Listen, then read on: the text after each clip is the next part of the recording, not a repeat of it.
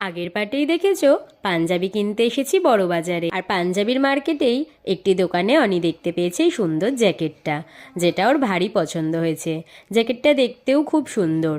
পাঞ্জাবির মার্কেট ছেড়ে এরপর আমরা চলে গেছিলাম পর্দার মার্কেটে। যেহেতু আমরা কম বেশি বড় বাজার সবাই চিনি, তাই আমাদের পর্দার মার্কেট খুঁজতে খুব একটা অসুবিধা হয়নি। পর্দা কিনে চলে এসেছিলাম তত্ত্বের ট্রে কিনতে।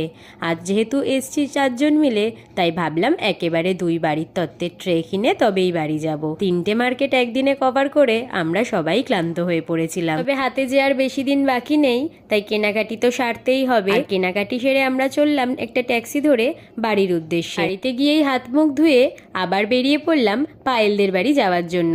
আজ যে ওদের বাড়িতে কার্তিক পুজো, আর আমি এখানে খুব নাচছি, কারণ আমি 3টে ছেলের মনি হয়ে গেছি একসাথে। সুরভির সাথে একটু গল্প করে প্রসাদ খেয়ে চলে আসলাম বাড়ি। আজকের মতন টাটা। Subscribe for more.